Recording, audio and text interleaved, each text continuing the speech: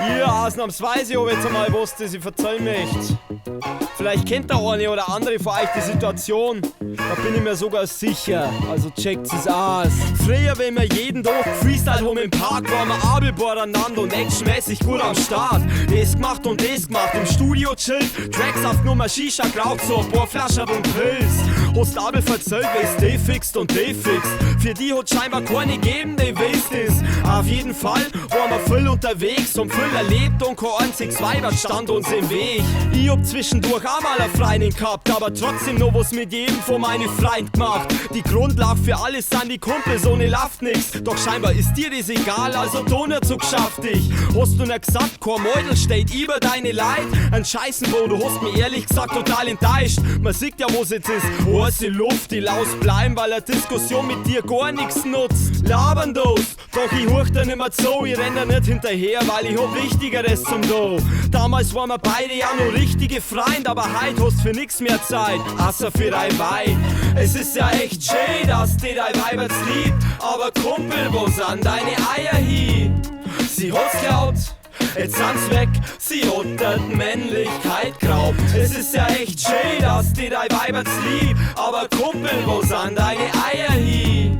Sie hat's geklaut, jetzt sind's weg, sie hat die Männlichkeit geraubt. Ich hab nix dagegen, wenn eine an deiner Seite ist, aber scheiße ist, wenn's dann deine Freund vergisst. Du meldest dich bloß, wenn sie einmal keine Zeit hat. Ich weiß schon, solange du mit ihr da zusammen bist, bleibt's ja so. Am Wochenend bist fort, dein Mäudel ist dabei. Wir saffen alle miteinander wie früher, das Feeling ist geil. Dein Ischen mo am nächsten Tag früher aus dem Bett. Du zwar nicht, aber du gehst trotzdem wieder. Solidarität. Ich weiß schon, du hättest manchmal einfach gern wieder deinen Spaß mit einer anderen Bitchen, weil den Teufel treibt dir keiner aus.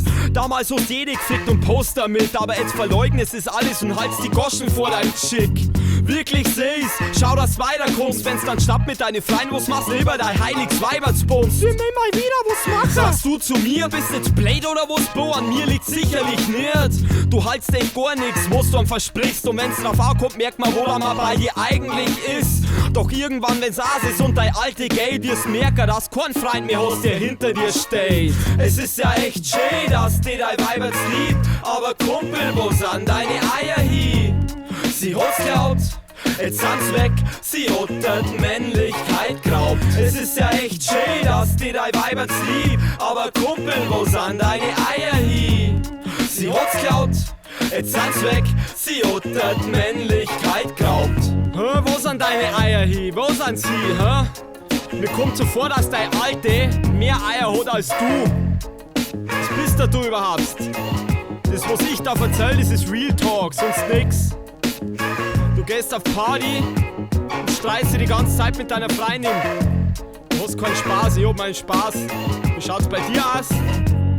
Naja, bist aber selber schuld. Weil eine Freundschaft mit den Kumpels, mit den Freunden, die halt ewig. Aber mit einem Weibert, das halt nicht ewig. Und am Ende siehst du dann, was du hast.